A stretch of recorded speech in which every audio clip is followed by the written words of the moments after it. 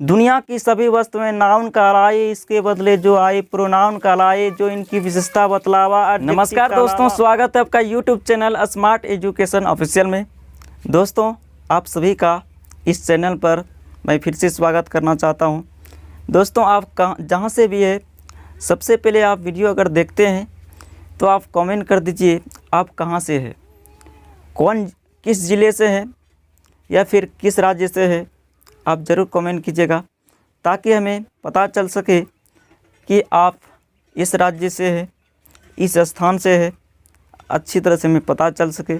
आप लोग वीडियो देख लेते हैं लेकिन आप अच्छा सा कमेंट भी कर दिया कीजिए ताकि हमें पता चल सके कि कोई हमसे ऐसे लगेगा बातचीत करता है जब क्लास लेते हैं, ताकि आगे भी मैं क्लास लेता रहूं, समझे ना।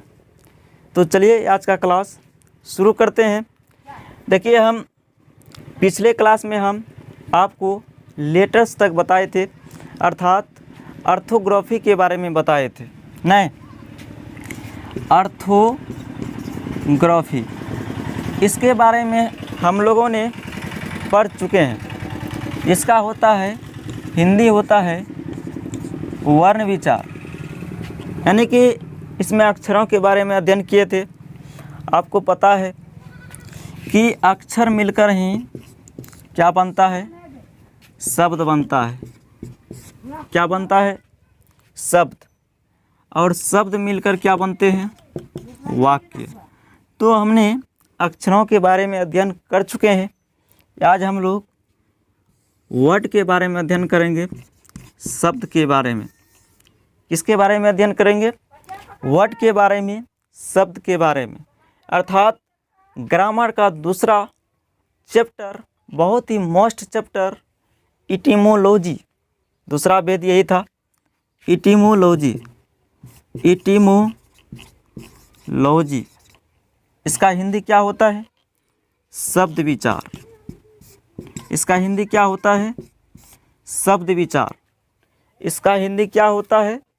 शब्द विचार। तो आपका पहला क्वेश्चन बनता है, प्रथम क्वेश्चन आता है, व्हाट इज इटिमोलॉजी? शब्द विचार क्या है? तो चलिए इसको हम समझा देते हैं और पहले इसको क्वेश्चन को लिख भी देते हैं। What is etymology? इटिमोलॉजी, शब्द विचार क्या है? शब्द विचार क्या है? तो इसका हिंदी पहले डिफिनेशन जानिए। अंग्रेजी व्याकरण की वह शाखा जिसके अंतर्गत हम शब्दों के बारे में अध्ययन करते हैं, शब्द विचार कहलाता है। क्या कहलाता है? शब्द विचार। The part of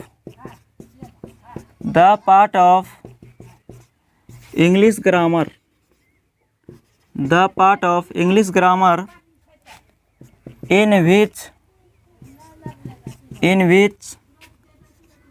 we study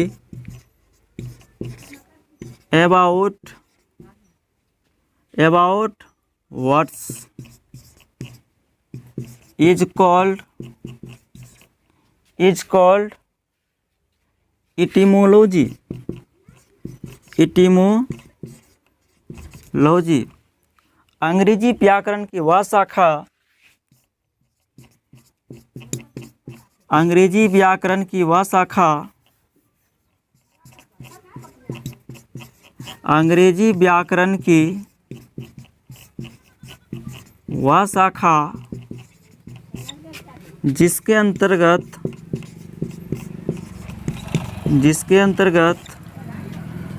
हम शब्दों के बारे में अध्ययन करते हैं, शब्दों के बारे में अध्ययन करते हैं, शब्द विचार कहलाता है। शब्द विचार कहलाता है। शब्द विचार कहलाता है।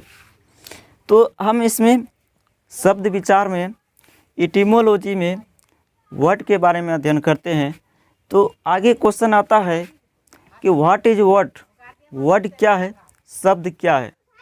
तो चलिए पहले इसको आप नोट कीजिए कॉपी पर, उसके बाद हम वर्ड के बारे में बताते हैं। व्हाट इज वर्ड, शब्द क्या है, शब्द क्या है। नहीं, अक्षरों का वह समूह जिसका एक कंप्लीट अर्थात एक पूर्ण अर्थ होता है शब्द कहलाता है। अक्षरों का वह समूह जिसका एक अर्थ होता है, जिसका पूरा एक अर्थ होता है, क्या कहलाता है, शब्द कहलाता है। इसी को अंग्रेजी में इस तरह लिखेंगे, a group of letters, a group of letters which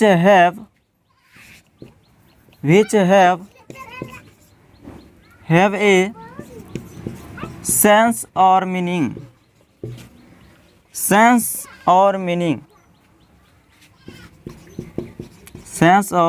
meaning is called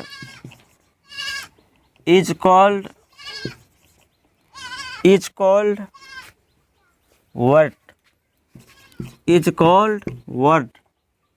अक्षरों का वह समूह जिसका एक अर्थ होता है क्या कहलाता है, वर्ड कहलाता है, शब्द कहलाता है। अक्षरों का वह समूह, अक्षरों का वह समूह जिसका एक अर्थ होता है, जिसका एक अर्थ होता है, जिसका एक अर्थ होता है, जिसका एक, यहाँ लिखो पूर्ण, जिसका एक पूर्ण अर्थ होता है, यहाँ कंप्लीट लिखे हैं ना, a group of letters which have a complete, यहाँ कंप्लीट लिख दो, COMPLETE, कंप्लीट सेंस और मीनिंग इज कॉल्ड वर्ड। अक्षरों का वह समूह जिसका एक पूर्ण अर्थ होता है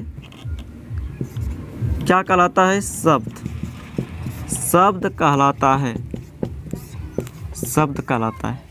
तो हमने शब्द के बारे में अच्छी तरह से जान चुके हैं।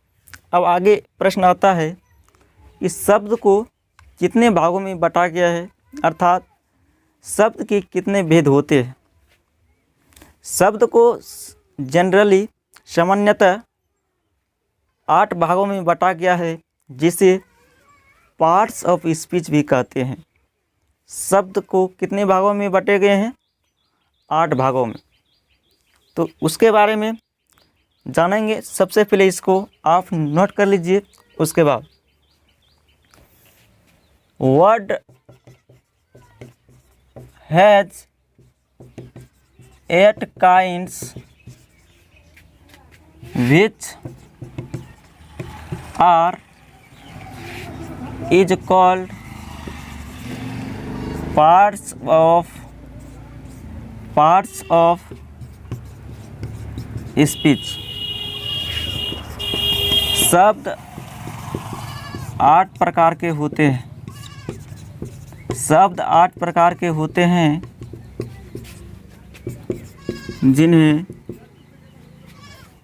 जिन्हें शब्द भेद कहते हैं, शब्द भेद कहते हैं।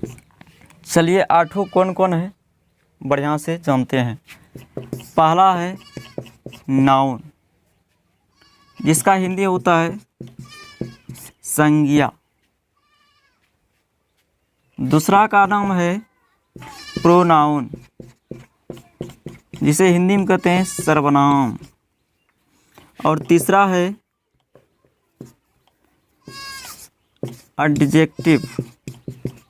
एडजेक्टिव, जिसे कहते हैं हिंदी में विशेषण।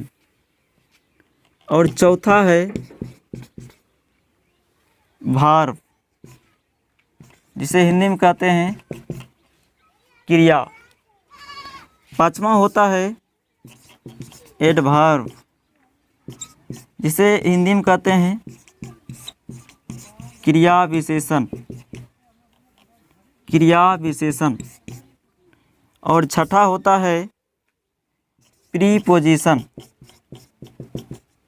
प्रीपोजिशन, जिसे हिंदी में कहते हैं संबंध बोधक अव्यय, संबंध बोधक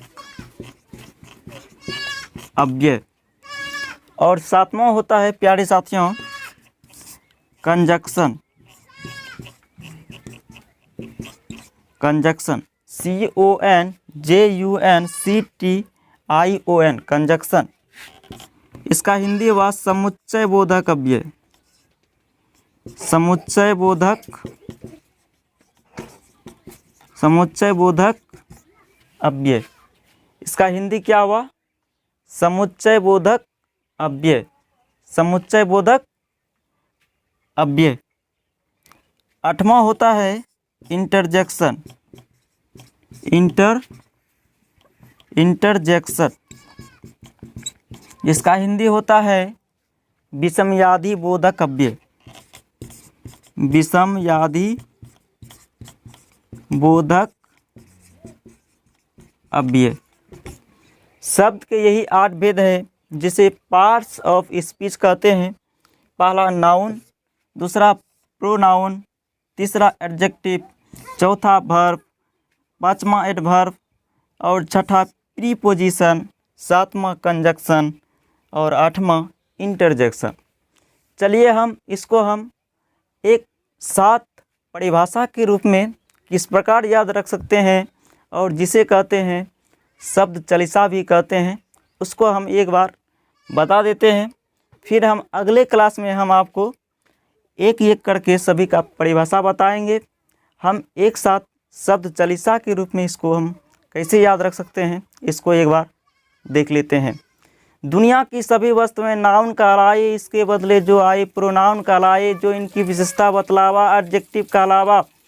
भार्ब हनुमान जी कहाए, सिर्फ कार्य को ही दर्शाए। हनुमान जी जैसे कार्य किन्हा, करने का तरीका एडवर्ब दिनहा। प्रीपोजिशन विभीषण कहलाए, इसके बिना सब चौपट हो जाए।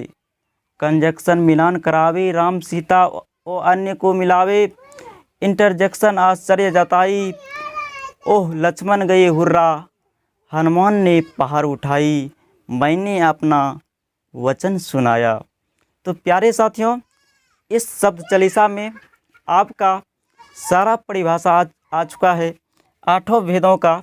और आपको यह कैसा लगा शब्द चालीसा, आप कमेंट में ज़रूर बताइएगा। और मिलते हैं अगले क्लास में। आपको सारे का परिभाषा हम एक एक करके विस्तार पूर्वक बताएंगे। और आप लोग कमेंट ज़रूर कीजिए, अच्छा सा कमेंट ज़रूर कर दीजिएगा। अगर वीडियो को शुरू से अंत तक देख लिया है तो आज का क्लास कैसा लगा। तब तक के लिए जय हिंद, वंदे मातरम।